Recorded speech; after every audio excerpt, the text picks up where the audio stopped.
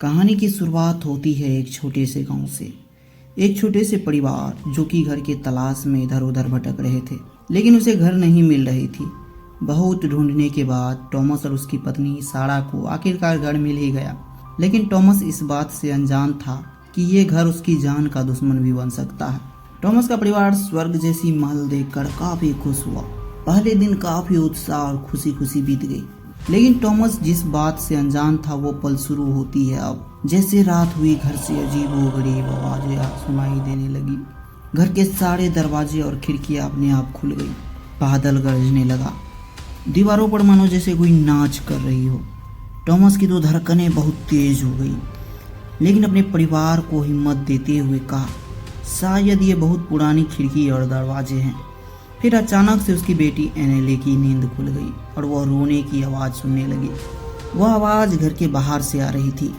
एनेले घबराते हुए गेट के पास पहुंची और जैसे ही दरवाजे से झांक कर देखी तो बाहर खड़ी एक महिला जिसका बाल पूरा बिखरा हुआ, मुंह काफ़ी सड़ा हुआ, वो एनेले की तरफ देख रही थी।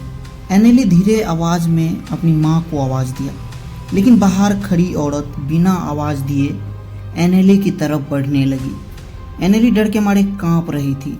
जैसे एनेली ने उस महिला को फिर से देखी तो वह महिला चल नहीं रही थी, बल्कि हवा में तैर रही थी। एनेली का नज़र पड़ते ही डर के मारे दरवाज़ा बंद कर बेड के नीचे छुप गई।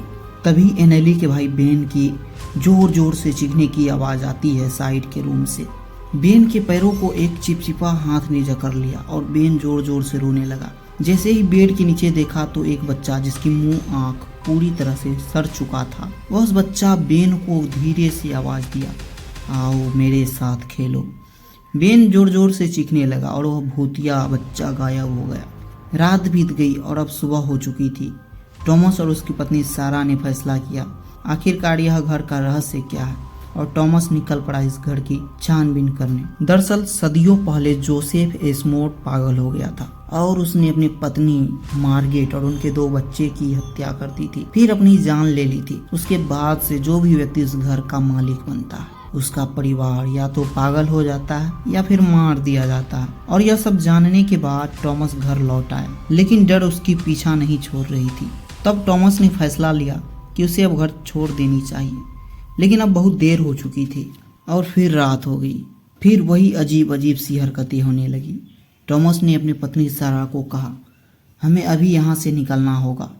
जैसे ही टॉमस ने अपना सारा सामान इकट्ठा किया, तभी सारी सामान हवा में उड़ने लगा और इधर उधर बिखर गया। अचानक से जोसेफ और उसकी पत्नी की आत्मा प्रकट हो गया और उसके पीछे 2 बच्चे खड़ा हुए। जोसेफ ने टॉमस को आवाज़ दिया, अब तुम यहाँ से नहीं जा सकते, अब तुम इस घर के मालिक हो। टॉमस का पूरा परिवार आत्मा की ओर देखकर जोर जोर से चीखने लगा और सारा हाथ में क्रोस लिए हुए खड़ा थी। जैसे ही वो आत्मा टॉमस की परिवार की ओर बढ़ा तो एक तेज रोशनी जैसे मानो भगवान ने बचा लिया और कचरे की ढेर में फेंक दिया। और टॉमस समझ गया कि यह कोई चमत्कार है जो मुझे भागने का मौका मिला है। उसके बाद से आज तक उस हवेली के अंदर कोई नहीं गया।